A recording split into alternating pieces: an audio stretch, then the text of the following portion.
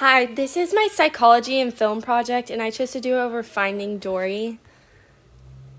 So, Dory is a fish who is living in the ocean, and throughout the movie suffers from short-term memory loss. She gets separated from her parents as a child, and throughout the movie had to continue to look for her parents and to find her way back to her family. She traveled with Marlin and Nemo through the ocean back to an aquarium and finally found her parents as she remembered her memories from the past.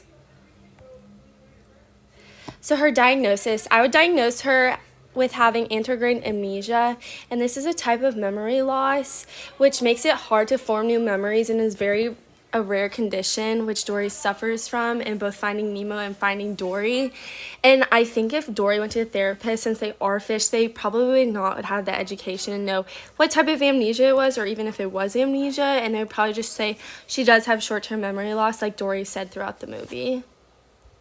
The DSM-V definition is that amnesia is characterized by the inability to recall autobiographical information. This amnesia may be localized, like in a period of time or event, or selective, or generalized in like identity and life history. And dissociative amnesia is fundamentally an inability to recall information that is not the same as normal forgetting things.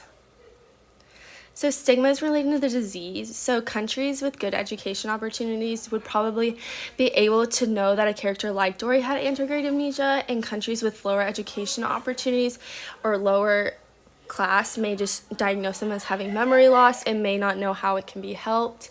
Some cultures also do not treat people with disabilities in the same way others people treat them in different countries, and so those countries may mistreat them and dismiss their diagnosis in a wrong way. So symptoms. Some of the symptoms Dory had was confusion, and throughout this story, she was often confused at the task at hand and would get distracted very easily. She was confused about her past and often remembered things in a different way than they occurred in.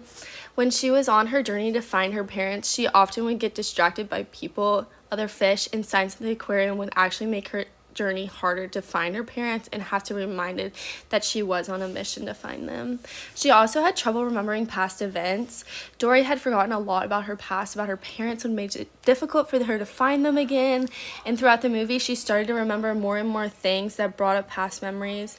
As Dory started to see things at the Marine Life Institute, she remembered it, and it would bring up memories of her parents that she couldn't remember before.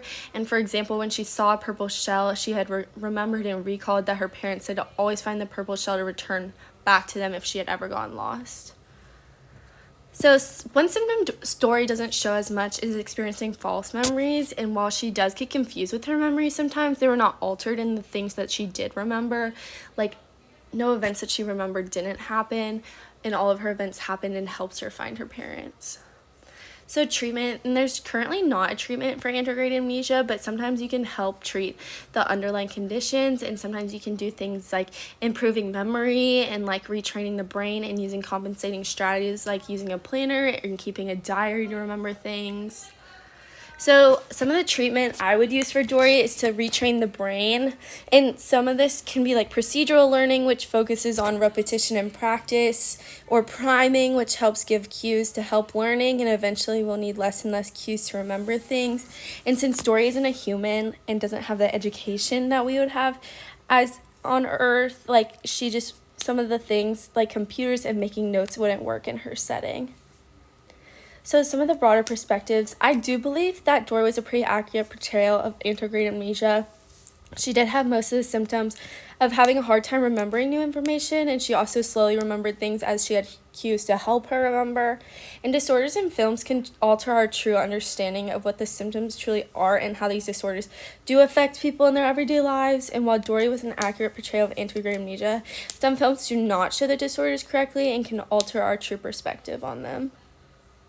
So here's some of my citations. I used the DMV-5 and some empirical papers and Neil Mellison in Cleveland Clinic to help me.